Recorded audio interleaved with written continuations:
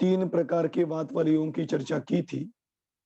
घनोदधि वात वलय, घन वात वलय और तनु वात वलय। घनोदधि वात वलय, घनोदधि वात वलय गोमूत्र जैसे रंग वाला था। घन वात वलय मूंगे जैसा था और तनु वात वलय अलग अलग रंगों से मिश्रित, ऐसा यह वात वलय है। हमने इसकी भी चर्चा की। ये वात वलय मतलब पुद्गलों के कारण इनका वर्ण दिखाई देता है और इन पुद्गलों के कारण ही इनके वर्ण बताए जाते हैं। पुद्गल परमाणु, उसके कारण ही इसके वर्ण बताए जाते हैं। यह वात वलय इस लोक को तीनों चारों ओर से घेरा, चारों ओर कहे या 10 दिशाओं की भी बात करें तो 10 दिशाओं के द्वारा यह वात वलय इस लोकाकाश को घेरे हुए है।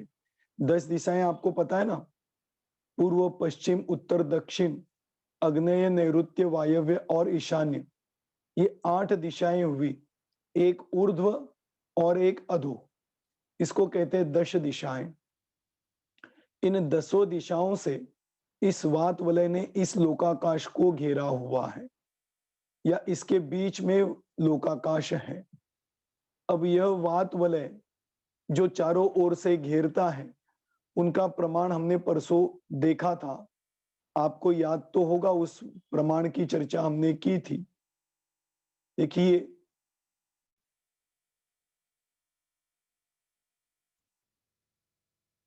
ये आपके सामने दिखाई दे रहा है, यह वात वलय। इस वात वलय ने चारों ओर से ऐसे लोकाकाश को घेरा हुआ है। ये नीचे से भी है, ऊपर से भी है, ऐसा वात वलय घेरा हुआ है। इसके अंदर की तरफ, जैसे यहां पर दिखाया था, ये ब्लू कलर का दिखाई दे रहा है, ये सब लोकाकाश है। इसको ये तीनों वात वलयों ने घेरा हुआ है। ऊपर अधो चारों 10 दिशाओं से घेरा हुआ है। ऐसा यह वात वलय से घिरा हुआ यह लोकाकाश है।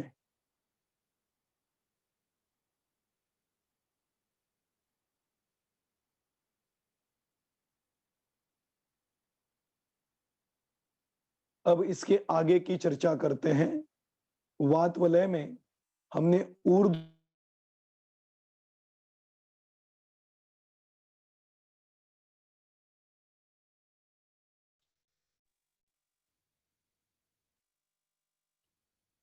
देखिए, ये हमने वात वलय देखा था। ये ऊर्ध्वलोक का वात वलय, ये ऊर्ध्वलोक का प्रमाण है। 7 राजू ऊंचा, 5 राजू चौड़ा, ऐसा यह लोकाकाश ऊर्ध्व की ओर का है। इसके नीचे 5, 4 और 3 योजन इतना चौड़ा यह वात वलय है। जैसे इस तरफ है वैसे इस तरफ भी था। बीच में वात वलय का प्रमाण 7 योजन, 5 योजन और 4 योजन हो जाता है। जैसे लेफ्ट हैंड में है वैसे राइट हैंड में भी चर्चा करें तो वही प्रमाण हमें दिखाई देता है। इसके बाद उस ऊपर के कोने की चर्चा करें तो वहां पर 5 राजू, 4 राजू, 3 राजू, मतलब ऊर्ध्व लोक का ऊर्ध्व भाग और अधो भाग, इन दोनों का वात वलयों का प्रमाण समान है, 5, 4 और 3। और सिर्फ बीच वाला जो प्रमाण है वह 7, 5 और 4। ये 7, 5 और 4 क्या है?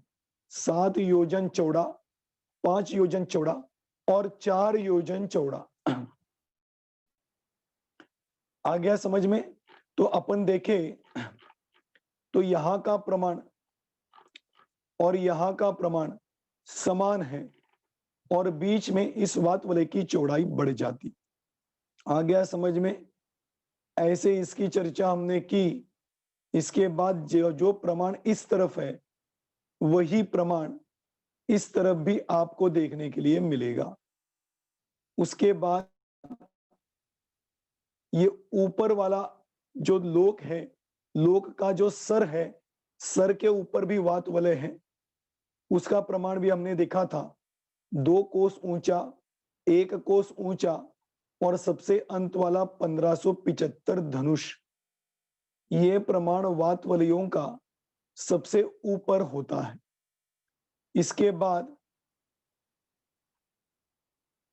हमने ये देखा था कि एक 8वीं पृथ्वी होती है और उसके नीचे 20,000 योजन चौड़े, 20,000 योजन दूसरा चौड़ा और तीसरा वात वलय 20,000 योजन चौड़ा।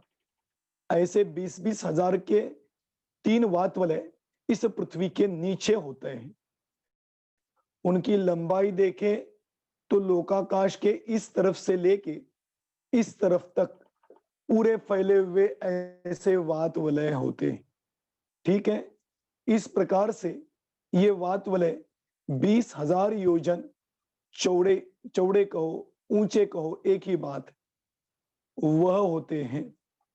और उसके ऊपर 8वें नंबर की पृथ्वी है जिसको ईशक प्रागभार पृथ्वी कहते हैं। इसकी ऊंचाई 8 योजन होती है।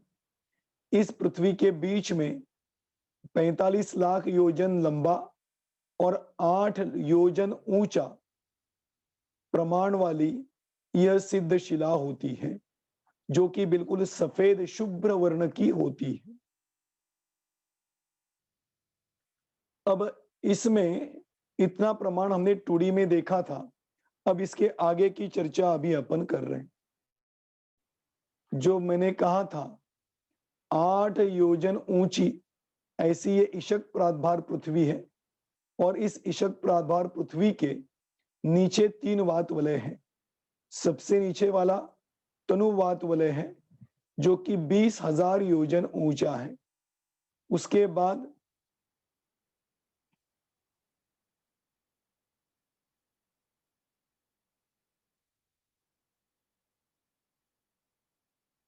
घनोदधी वात वलय है। यह घनोदधी वात वलय भी 20,000 योजन ऊंचा है। मैं ये आपको इसलिए दिखा रहा हूं, जब आप 3D में देखेंगे तो वात वलय सामने से इतना दिखाई दे रहा है, लेकिन लंबाई में ले लो आप तो ये जो उसका प्रमाण है कितना, 7 राजू ऐसी चौड़ी लोकाकाश की आकृति होती है। तो ये पूरा 7 राजू लंबा ऐसा यह वात वलय होता है। तो अभी लंबाई, चौड़ाई और ऊंचाई की बात करें तो लंबाई में तो यह बिल्कुल यहां से लेके अंत तक यदि इसको देखेंगे तो ये 7 राजू लंबा। उसके बाद चौड़ाई की बात करें तो लोकाकाश के इस कोने से लेके इस कोने तक ऐसी उसकी चौड़ाई और ऊंचाई की बात करें तो सिर्फ 20,000 योजन। अभी सिर्फ मैंने क्यों कहा, क्योंकि राजू के सामने ये योजन का प्रमाण बहुत ही अल्प मात्रा में होता है, बहुत ही छोटा होता है। इसीलिए ऐसे यदि अपन कहें तो 20,000 योजन तो बहुत लंबा चौड़ा होगा, लेकिन राजू के सामने उसका प्रमाण देखें तो बहुत अल्प मात्रा में होता है। इसलिए मैंने कहा इसकी इस चौड़ाई की बात करें तो लंबाई कहो, लंबाई की बात कहें तो 7 राजू लंबी है और ये यहां से यहां तक जो एक राजू तो मात्र त्रस नाड़ी है, उसके भी अधिक प्रमाण में यह उसकी चौड़ाई होती है और ऊंचाई 20,000 योजन है। ठीक है, इसके बाद दूसरे नंबर का वात वलय आता है, वह है घन वात वलय। जो घन वात वलय भी इसी प्रमाण में देखना, इसकी लंबाई देखें तो लंबाई 7 राजू है, चौड़ाई इस कोने से इस कोने तक है और मोटाई 20,000 योजन मोटाई या ऊंचाई होती। तीसरे नंबर का वात वलय घन वात वलय, घनोदधी वात वलय।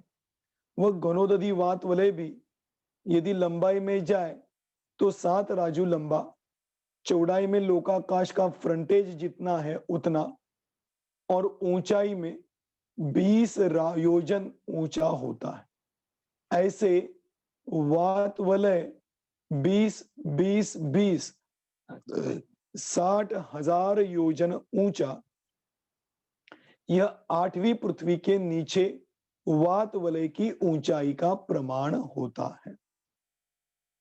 आ गया समझ में?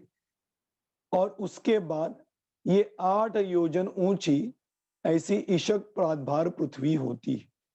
इस ईशक प्रादभार पृथ्वी के बीच में बिल्कुल त्रसनाड़ी के सेंटर में यह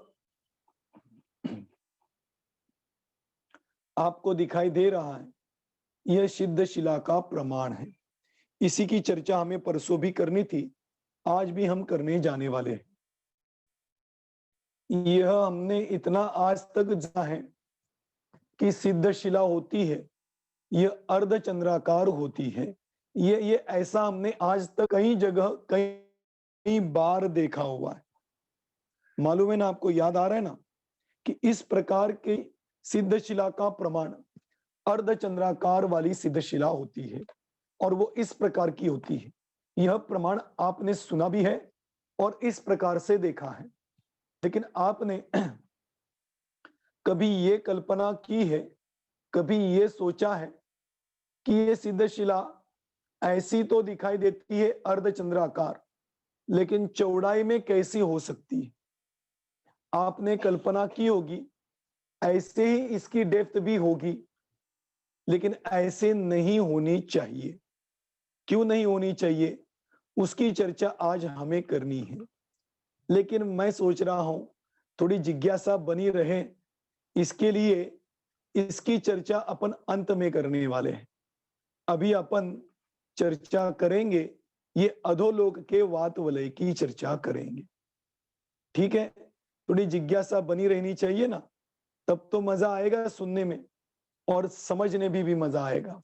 देखिए, अभी हमने ऊर्ध्वलोक के वात वलय की चर्चा की, अब अधोलोक के वात वलय की चर्चा कर रहे हैं। यहाँ पे बीच में मध्यलोक है और मध्यलोक से नीचे चित्रा पृथ्वी प्रारंभ होती है और चित्रा पृथ्वी से अधोलोक का प्रमाण प्रारंभ होता है। चित्रा पृथ्वी का ये प्रमाण यहां से लेके यहां तक चौड़ाई में 1 राजू इतना होता है। आ गया समझ में? अब ये चौड़ाई 1 राजू है, इसके बाजू में 3 वात वलय है, इस तरफ भी 3 वात वलय है। ये 3 वात वलयों का प्रमाण क्या है, ये अभी अपन अधोलोक की चर्चा कर रहे हैं, सब समझना। तो अधोलोक में ये वात वलय यहां से यहां तक पहला योजन चौड़ा, दूसरा वात वलय 4 योजन चौड़ा, तीसरा वात वलय 3 योजन चौड़ा है। इस प्रकार से एक तरफ जैसे 5 4 3 योजन चौड़े वाला वात वलय है, ऐसा ही इस तरफ भी 5 4 और 3 इतने योजन वाले इन वात वलयों ने इस अधोलोक को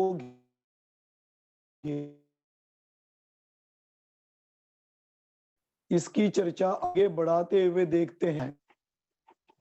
यहाँ पे मतलब कहाँ पे, मैं आपको समझाऊं।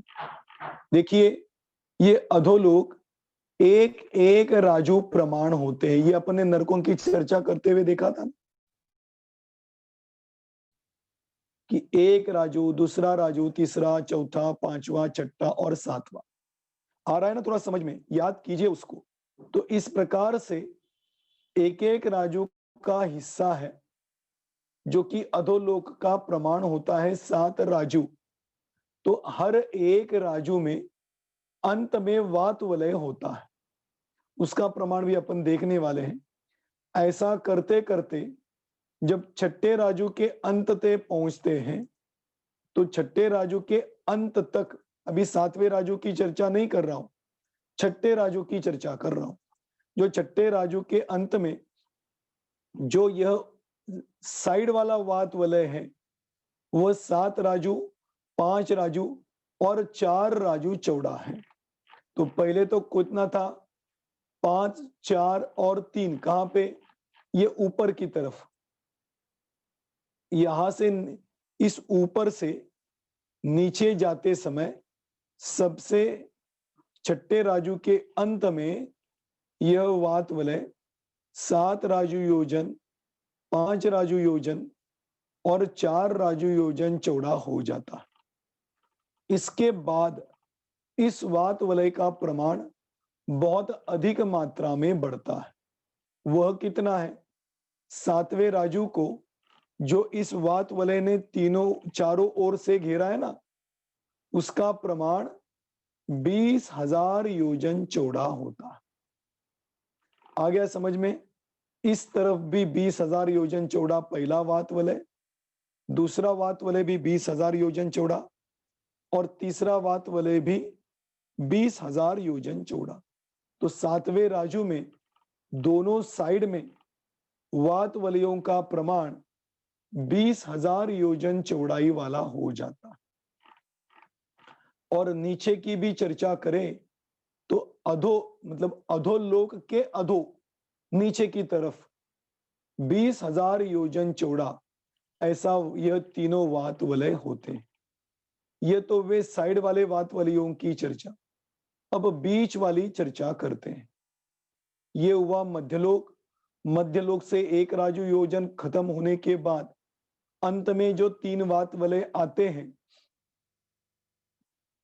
ये 3 वात वलयों का प्रमाण चौड़ाई 20,000 योजन ऊंचे होते हैं। पहला वात वलय 20,000 योजन, दूसरा वात वलय 20,000 योजन, तीसरा वात वलय 20,000 योजन। ऐसे ये 20,000 योजन चौड़े, मतलब अधोलोक में एक एक नरक खत्म होने के बाद एक राजू की चर्चा करें, उसकी बजाय ये योग्य है कि नरक खत्म होने के बाद वात वलय है और वात वलय के बाद आकाश होता है। आ गया समझ में? मतलब पहले नरक, नरक के बाद वात वलय, वात वलय के बाद बचे हुए एक राजू के प्रमाण में आकाश। ठीक है? तो आप कहोगे आकाश में वात वलय नहीं क्या? आकाश में वात वलय नहीं है, वात वलय के नीचे आकाश का प्रमाण आता है। ठीक है? तो ये वात वलय 20,000 योजन ऊंचे ऐसे वात वलय होते। ठीक है? जैसे पहले में हो गया, ऐसे दूसरे नरक के बाद भी 20,000 योजन ऊंचे वाले वात वलय होते हैं। और चौड़ाई में ये अधोलोक का इस छोर से, इस कोने से लेके इस कोने तक पूर्ण रूप से फैला हुआ वात वलय होता है। इसलिए मैंने आपको बताया ऊंचाई में 20,000 योजन ऊंचे होते हैं, चौड़ाई में अधोलोक के प्रमाणमय होते हैं और लंबाई में 7 राजू लंबे ऐसे वात वलय होते हैं। इसको देखो तो इस प्रकार से दिखाई देगा कि ये यहां से यहां तक का जो प्रमाण है ये 7 राजू है और चौड़ाई में 1 राजू से कुछ अधिक और ऊंचाई में 20,000 योजन। आ गया समझ में? ऐसे हर नरक के बाद, पहले नरक के बाद, दूसरे नरक के बाद, तीसरे नरक के बाद, चौथे नरक के बाद, 5वें नरक के बाद और 6ठे नरक के बाद, ऐसे 6 नरकों के बाद 7वें नरक के बाद तो 20,000 योजन चौड़े ऐसे ऊंचे ऐसे वात वलय है और नीचे भी सब जगह ये वात वलय ही है और इस वात वलय के बाजू में सब लोकाकाश फैला हुआ है। आया समझ में? इस प्रकार से इन वात वलयों की चर्चा आती। इसलिए कहा जाता है कि पहले नरक के ऊपर वाले हिस्से में वात वलय नहीं होता। क्या कह रहा हूं? ये पहला नरक, इस पहले नरक का ये ऊपर वाला हिस्सा है ना, जिसको हमने कहा था चित्रा पृथ्वी, याद है ना आपको? यहाँ पे 1,000 योजन की चित्रा पृथ्वी है, यहां पर वात वलय नहीं। बाकी हर नरक के अंत में और दूसरे नरक आकाश के प्रारंभ में, ऐसे ये वात वलय है। आ गया समझ में? तो इस प्रकार से हर नरक के बाद ये वात वलय दिखाई देते हैं। और इसके नीचे आकाश द्रव्य है। आकाश द्रव्य के नीचे फिर दूसरा नरक, दूसरे नरक के बाद फिर वात वलय, फिर आकाश, फिर तीसरा नरक, फिर वात वलय, फिर आकाश, फिर चौथा नरक। इस प्रकार से अधोलोक के प्रमाण में वात वलय की व्यवस्था बताई गई है। अब ये वात वलय है, प्रश्न तो यह उत्पन्न होता है कि फिर इस वात वलय में जीव होंगे कि नहीं? होंगे ना। एकेंद्रीय जीव होंगे, जो सूक्ष्म जीव होते हैं, क्योंकि बादर जीवों को किसी ना किसी आधार की जरूरत होती है, ठोस आधार की जरूरत होती है, लेकिन वात वलय ठोस आधार में नहीं होते। तो इसमें एकेंद्रीय जीव तो पाए जाते हैं। पुद्गल तो है ही, क्योंकि पुद्गल के कारण तो इसके वर्ण दिखाई देते हैं ना। स्पर्श रस गंध वर्ण ये पुद्गल के गुण हैं, तो ये वर्ण है, इसका मतलब इसमें पुद्गल द्रव्य तो पाया ही जाता है, जीव भी पाया जाता है। ऐसे सब द्रव्य इसमें पाए जाते हैं। अब सब द्रव्य इसमें इसलिए पाए जाते हैं क्योंकि अब ऊर्ध्वलोक की चर्चा करेंगे, सिद्ध शिला के ऊपर की चर्चा करेंगे, तब आपको यहाँ पर 6 द्रव्यों की अस्तित्व की भी चर्चा आएगी। अभी तो अपन अधोलोक की चर्चा कर रहे हैं, तो ऐसे अधोलोक में इन वात वलयों की व्यवस्था होती है। आ गया समझ में? ऐसे चारों ओर से घिरा हुआ यह अधोलोक में वात वलय होता है। ठीक है, अब ये अधोलोक की चर्चा की, अब चलते हैं अपन ऊर्ध्वलोक की ओर। तो ऊर्ध्वलोक में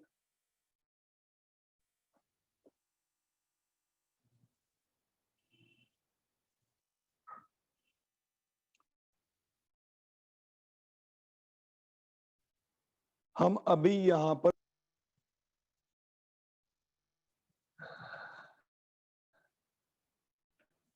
पर पहुंचे थे।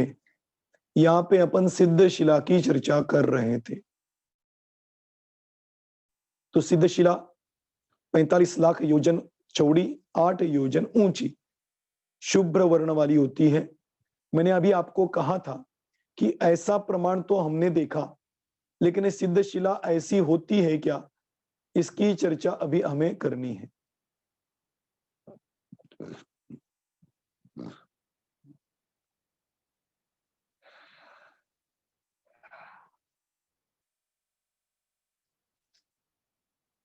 ये देखिए, ये आपको दिखाई दे रही है, ये इस प्रकार से देखें तो अर्ध, ये पॉइंट है ना, ये पॉइंट नहीं है एक्चुअली, ये बिल्कुल ऐसे अर्धचंद्राकार सिद्ध शिला है।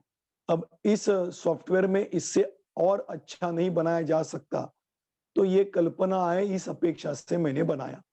लेकिन यहां से लेके यहां तक ये ऐसी अर्धचंद्राकार होती है, लेकिन अर्धचंद्राकार के आगे भी इसका कोई प्रमाण है। नीचे से देखो तो ऐसे दिखाई देगी। त्रस नाड़ी के बिल्कुल सेंटर में यह वात वलयों के ऊपर, ये पहला वात वलय खत्म हुआ, ये दूसरा वात वलय खत्म हुआ, और ये तीसरा वात, ऐसे 3 वात वलयों के ऊपर। ठीक है, इसके आगे की चर्चा देखते हैं। देखिए, अब ये मैंने सामशिला वाला भाग निकाला है। कैसे सिद्ध शिला वाला भाग है,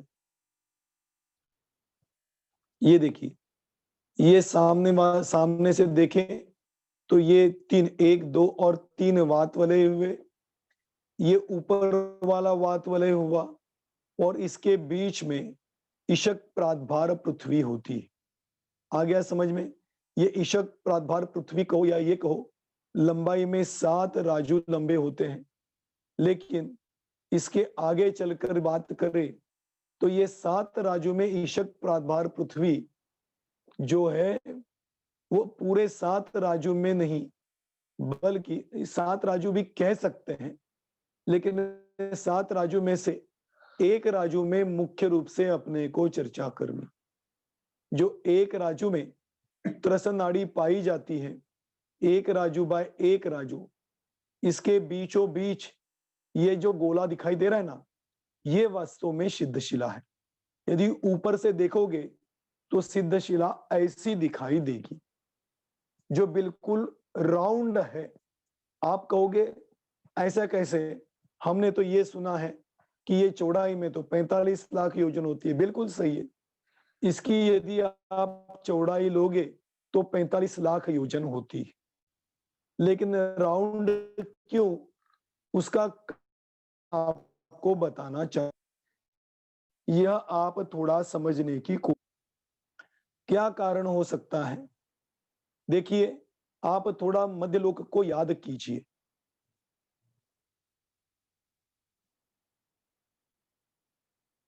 याद आ रहा है कुछ मध्यलोक? जम्बू द्वीप, ढाई द्वीप, कुछ याद तो आ रहा होगा।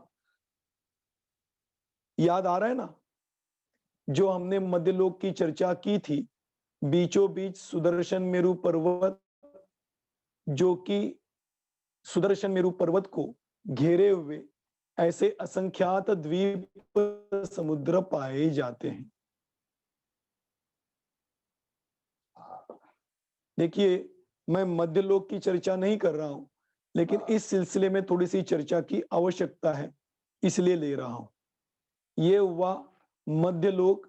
मध्यलोक के बीच में ये सुदर्शन मेरु पर्वत, सुदर्शन मेरु पर्वत के बाजू में यह जम्बू द्वीप, लवण समुद्र, धातकी खंड द्वीप, कालोदधी समुद्र और ये पुष्कर अर्ध द्वीप। यहां तक की चर्चा हम ले ले। मध्यलोक में इस ढाई द्वीप तक अपन यदि पहुंचे तो ढाई द्वीप के बाद में मानुषोत्तर पर्वत है। इस मानुषोत्तर पर्वत के आगे कोई मनुष्य गति का जीव जा सकता। आगे जाने की कोशिश करे तो वह जा ही नहीं पाएगा, ऐसी उसकी व्यवस्था ही। तो ये मनुष्य गति सिर्फ इस ढाई द्वीप में पाए जाते हैं। पहला वाला जम्बू द्वीप, दूसरा धातकी खंड द्वीप और तीसरा पुष्कर अर्ध द्वीप। ठीक है ना? तो यह पुष्कर अर्ध द्वीप तक पहुंचे तो ढाई द्वीप बनते हैं। ढाई द्वीप का प्रमाण कितना है? चौड़ाई में देखें तो 45 लाख योजन, इतनी इसकी चौड़ाई है। मतलब इस कोने से इस कोने तक, ये इस कोने से इस कोने तक इसको नापा जाए तो 45 लाख योजन है। अब यह सोचना, इस 45 लाख योजन से, मतलब ये नहीं, यहां से इस कोने से इस मानुषोत्तर पर्वत के छोर से इस मानुषोत्तर पर्वत के छोर तक पहुंचे तो 45 लाख चौड़ाई आती है। और इस 45 लाख योजन चौड़ाई में से कोई भी जीव कहीं से भी निर्वाण को प्राप्त हो सकता, क्योंकि ये सब कर्म भूमि है। ये भोग भूमि छोड़ दो, अभी वो सब आप याद करना। यहाँ पे जो कर्म भूमियां हैं, इन मुख्य रूप से कर्म भूमि की चर्चा अपन करें तो यहाँ पर भी ये विधेय क्षेत्र है, यहाँ पे भरत क्षेत्र है, यहाँ पे ऐरावत क्षेत्र है। तो यहां से कहीं से भी जीव निर्वाण को प्राप्त हो सकता है। अब मैं आपको पूछता हूं, यदि यहां से निर्वाण को प्राप्त होगा तो ऊपर जब भी निर्वाण को प्राप्त होता है तो जहां से निर्वाण को प्राप्त होता है बिल्कुल वहीं पे जाके स्थिर हो जाता है। ये तो आपने पहले भी सुना है। इसलिए कहते हैं, यदि शिखर जी की वंदना करने के लिए चले जाओ, उस टूक पे पहुंचो जहां से वे तीर्थंकर निर्वाण को प्राप्त हुए, और ऊपर देखो तो आपको वही तीर्थंकर सिद्ध अवस्था में दिखाई देंगे। अब बात ऐसी है, चक्षु इंद्रिय की कमजोरी है तो सिद्ध दिखाई तो नहीं देते, लेकिन बस बिल्कुल वहीं पर वो सिद्ध भगवान विराजमान है, ये पक्की बात है। तो इसीलिए यहां से जीव मोक्ष जाएगा, कभी यहां से जाएगा, आ रहा है समझ में, यहां से गया, कभी यहां से गया, तो कहीं से भी जा सकता है ना कर्म भूमि में से। तो वहां से जाएगा तो ऊपर वहां पे सिद्धशिला उसको मिलनी चाहिए कि नहीं, इसीलिए ये बिल्कुल राउंड है, तो सिद्धशिला भी बिल्कुल राउंड ही होगी। ऐसा ये 45 लाख योजन राउंड वाली, जिसका व्यास कहते हैं ना, व्यास 45 लाख योजन है, ऐसे वर्तुलाकार सिद्धशिला होती। आ गया समझ में, इसका कारण भी मैंने आपको बताया। इसीलिए ये ऊपर की तरफ यदि आप देखेंगे तो बिल्कुल ऊपर की तरफ 45 लाख योजन राउंड वाली सिद्धशिला होती है। ठीक है, अब आगे देखिए,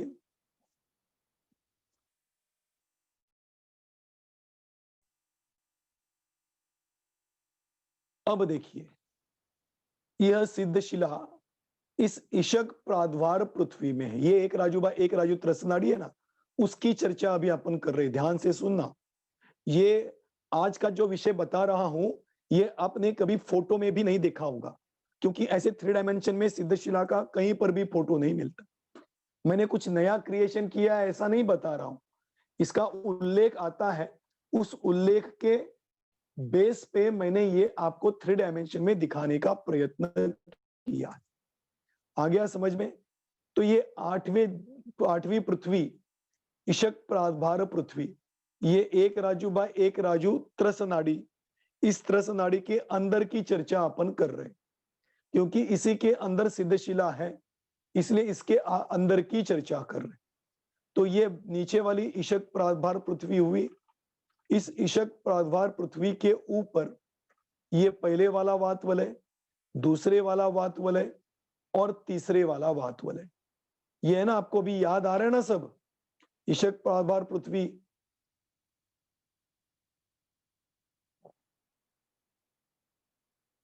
ये देखिए, ये यहाँ 2D में आपने देखी, ये इशक प्राद्भार पृथ्वी, इस पृथ्वी के अंदर ये सिद्धशिला, इसकी चर्चा अपन अभी कर रहे हैं। आ रहा है ना समझ में? अब देखिए,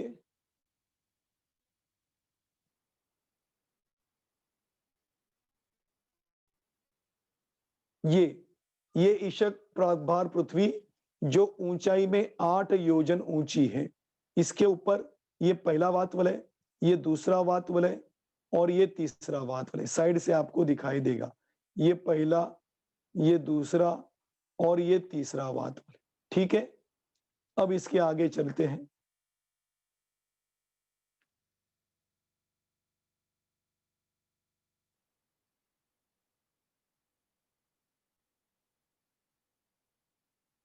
ये मैं आपको पहले बता रहा हूं, अब इसकी चर्चा करूंगा। नीचे से अर्धचंद्राकार सिद्धशिला है, लेकिन ऊपर की चर्चा करो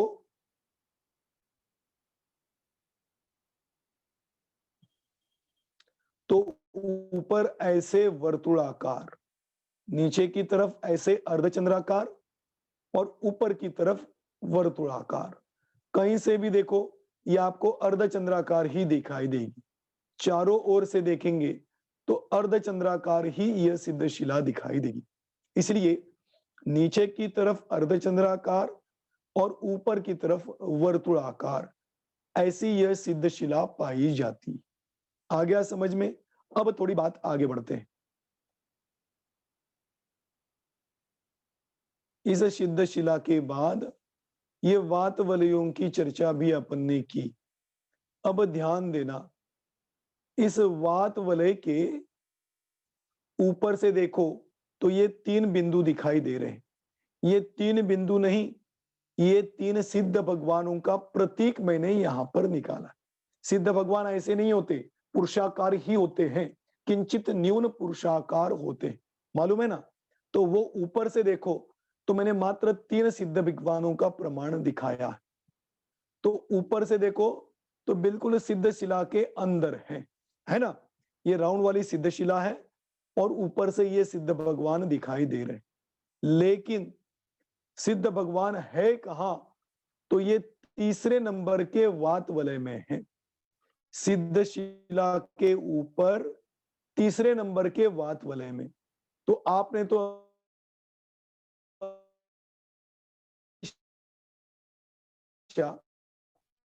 सिद्ध शिला से चिपके हुए सिद्ध भगवान देखे हैं, लेकिन कभी चिपके हुए हो इसकी चर्चा 1-2 मिनट में मैं आपको समझाऊं। ये जो ये अंत तक वात वाले 6 द्रव्य पाए गए, धर्म द्रव्य भी है और अधर्म द्रव्य भी है। तो धर्म द्रव्य के निमित्त से और सिद्ध भगवान रूप योग्यता से वे सिद्ध भगवान ऊर्ध्वगमन स्वभाव के कारण मध्य लोक से इस तीसरे वात वलय के अंत तक जाके रुक जाते। इसके ऊपर क्यों नहीं जाते? क्योंकि योग्यता भी नहीं, ये निश्चय की अपेक्षा से कथन, और निमित्त रूप से धर्म द्रव्य ऊपर नहीं, इसलिए ऊपर नहीं जाते। ये जो है ना बीच वाले, ये आदिनाथ भगवान हैं जो कि 500 धनुष ऊंचे हैं, और सबसे छोटे वाले हैं ये महावीर भगवान हैं, 7 हाथ ऊंचे। ठीक है, इस प्रकार से अब मैं ये इसलिए बताने जा रहा हूं, यहां पर मेरे को कोई इन भगवंतों को नहीं बताना है, यहां पर मुझे आपको ये समझाना है कि इनकी ऊंचाई अधिक से अधिक 500 धनुष है और इनकी ऊंचाई 7 हाथ है। लेकिन पहला जो पटल है, अब आप पहले पटल को याद करना, ऊपर वाला,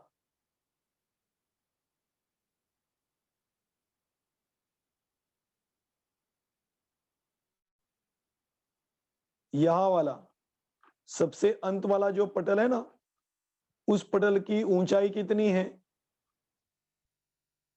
1575 धनुष। समझना, 1575 धनुष वाले वात वलय में यदि 500 धनुष वाले भगवान होंगे तो कितने होंगे?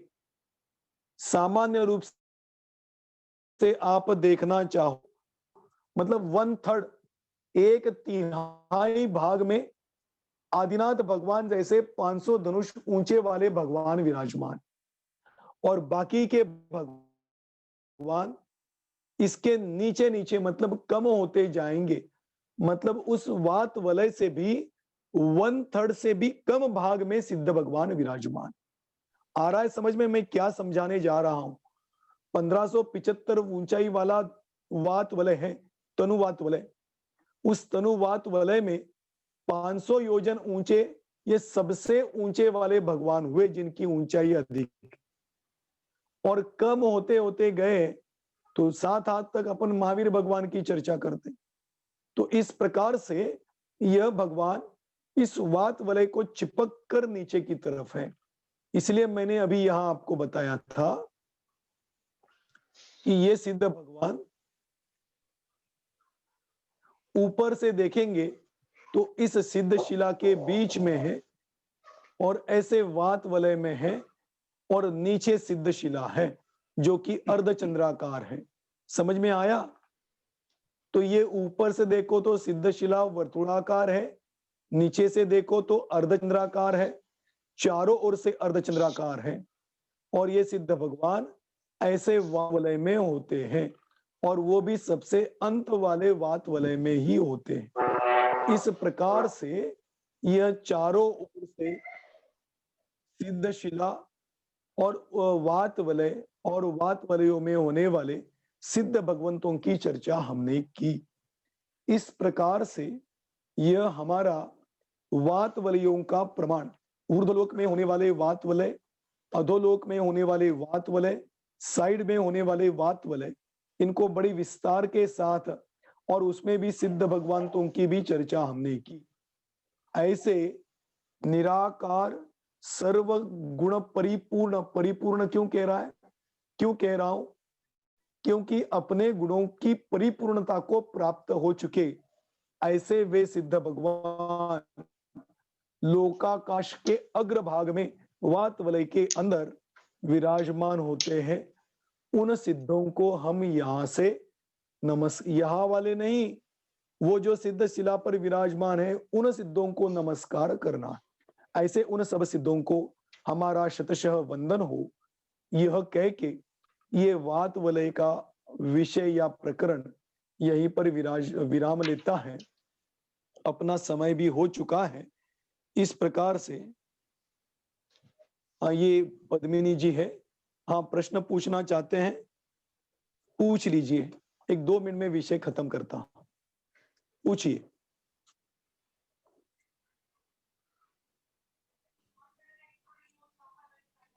जय जिनेन्द्र हाँ पंडित जी। पूछिए, जय जिनेन्द्र पूछिए। पंडित जी, अभी हमने समझा कि जो सिद्ध भगवान बने हैं वो ऊपर के वात वलय में चिपक कर है, तो वो जो नीचे का सिद्ध शिला जो अर्धचंद्राकार है, हाँ तो उसकी जरूरत क्यों पड़ी? क्योंकि वो नाड़ी हाँ के सीधे ऊपर से जा सकते, तो इसका रहने की क्या महत्व है? नहीं, देखिए ये व्यवस्था है और ये अनादि अनंतकालीन व्यवस्था है, अकृत्रिम व्यवस्था है। मुझे बताइए सिद्धशिला किसने बनाई है क्या? नहीं, वो अकृत्रिम किसी ने नहीं स्वयं। बनाई। ये अनादिकाल से बनी बनाई है, ठीक है ना? तो अभी तक तो ये हमने सुना है कि सिद्ध शिला के ऊपर विराजमान होते हैं। तो यहां से देखो तो बिल्कुल सिद्ध शिला के ऊपर विराजमान है कि नहीं? बिल्कुल सिद्ध शिला के ऊपर विराजमान है। लेकिन इस सिद्ध शिला के ऊपर विराजमान है का क्या मतलब, उसका स्पष्टीकरण मैंने आपको समझाया। अब इसकी क्या जरूरत है, जरूरत है नहीं है, इसको हम झुटला नहीं सकते। लेकिन वस्तु मैंने पहले ही बताया था, 3 लोक की व्यवस्था आप जब भी देखोगे तो वो व्यवस्था है। हम इस 3 लोक के माध्यम से उसको समझना चाहते हैं। ये जरूरत नहीं हो तो निकाल दो, ये तो कृत्रिम व्यवस्था में होता है। जैसे घर बना रहे हैं, ये खंबे की जरूरत नहीं, निकाल दो इसको, तो ये तो कृत्रिम व्यवस्था में होता है, अकृत्रिम व्यवस्था में नहीं। तो ये अकृत्रिम व्यवस्था में सिद्धशिला है और इसके ऊपर सिद्ध भगवान विराजमान होते हैं। ये कैसे होते हैं इसको मैंने आपको समझाने की कोशिश की। आ गया समझ में? तो ये जरूरत है कि नहीं, ये बात ही कहां उठती, ठीक है? हाँ पंडित जी, तो हर कोई सिद्ध भगवान लास्ट वाले जो वलय में ऊपर से ही चिपके रहते, तो नीचे का जो हम देख रहे हैं अर्धचंद्राकार, वहां पर ढूंढेंगे तो नहीं मिलेंगे। नहीं, सिद्ध शिला के ऊपर भी ढूंढेंगे तो भी नहीं मिलेंगे। सिद्ध शिला के ऊपर मतलब यहाँ की बात कर रहा हूं, ये जो आपको दिखाई दे रहा है ना, यहाँ की बात कर रहा हूं। उसके ऊपर है। कई चित्र आप देखते होंगे कि हमेशा आता है कि ऊपर चिपके हुए हैं और बीच में गैप करके सिद्ध शिला निकाली जाती। तो वो क्या समझ, वो मतलब क्या है, वो मैं आपको यहाँ पर बता रहा हूं, ठीक है? तो ऐसा कहो तो सिद्ध शिला के ऊपर ही है, और ऐसा कहो को सिद्ध शिला के और सिद्ध भगवान के बीच में गैप भी, ठीक है? हाँ पंडित जी। चलिए, जय तो जिनेन्द्र, इस धन्यवाद। प्रकार से जय जिनेन्द्र, इस प्रकार से आज हमने यह वातवलय और उसके प्रमाणों की भी चर्चा की। अब आगे के विषय की चर्चा अपन बाद में करेंगे। अभी तो समय भी हो गया, क्लास भी लब्धियों के ऊपर अरुण जी का बहुत बढ़िया विषय चल रहा है, वो भी हमें सुनना है। उसके पहले मैं एक सूचना देना चाहूंगा। अभी एक क्लास कुछ दिनों के लिए स्थगित की जाती है, क्योंकि आगे अपना विषय व्यंतर देवों का है और ज्योतिष देवों का है। तो उसके नक्शे भी अभी मेरे को बनाने हैं, तो वो भी मैं बना लूं, तो उसके बाद अपनी ये कक्षा फिर अखंड रूप से चलती रहेगी। क्योंकि ये आज बनाया और कल समझाऊं, इतनी आसानी से ये नहीं बनते। ये नक्शे बनाने के लिए मुझे बहुत टाइम लगता है, लेकिन फिर भी अभी यहाँ तक तो बना था, तो मैंने आपको विषय समझाया। तो ये कक्षा आगे प्रारंभ होगी, उसकी सूचना भी आपको दी जाएगी। जहां तक मेरा विचार है, दिवाली के बाद ये कक्षा अभी प्रारंभ होगी। करीब 1 महीने का गैप इसमें रहेगा। लेकिन 1 महीने के गैप में आपको इस विषय को नहीं भूलना है, याद रखना। दूसरी बात विशेष यह बतानी है, 11 तारीख से 18 तारीख तक इसी समय 7:30 से यहाँ पर बहुत बढ़िया गोष्ठी का आयोजन किया जा रहा है। वहाँ पे 12 भावनाओं के ऊपर गोष्ठी का आयोजन किया जा रहा है और विशेष आज तक आप विद्वानों को सुनते आ रहे हैं, इसमें आप सब विदुषियों के माध्यम से सुनेंगे। तो विदुषियों के द्वारा 8 दिन तक 7:30 से 9 बजे तक इस गोष्ठी का बहुत सुंदर आयोजन हुआ। इसका पहला प्रयोग बीच में कुछ दिन पहले 8 दिन का हो चुका, जिसमें अलग-अलग विदिश विदुष विद्वद विद्वद क्या बोलते हैं? स्त्री विद्वानों ने बहुत बढ़िया-बढ़िया विषय प्रस्तुत किया विदुषियों ने। ऐसे ही ये विषय चलने वाला है, आप इसका लाभ भी याद रखना। 11 तारीख से 18 तारीख तक ये गोष्ठी का आयोजन किया जा रहा है और कल से अरुण जी का तो बराबर प्रवचन चलता रहेगा, लेकिन मेरी क्लास अभी स्थगित है। दिवाली के बाद ये प्रारंभ होगी। इतनी सूचना देके मैं यही मेरा विषय और वक्तव्य विराम लेता हूं। अभी अपने को लब्धियों के बारे में बहुत बढ़िया विषय अरुण जी से सुनने के लिए मिल रहा है। लब्धि नहीं, सॉरी, रुद्धियों के बारे में 64 रुद्धियों की चर्चा चल रही। इसमें पहली रुद्धि की चर्चा बहुत ही विस्तार रूप से बढ़िया हुई। अभी दूसरी की चर्चा आज चलेगी, आप जरूर इसको सुनना। इतना कह के मैं यहीं पे रुक जाता हूं।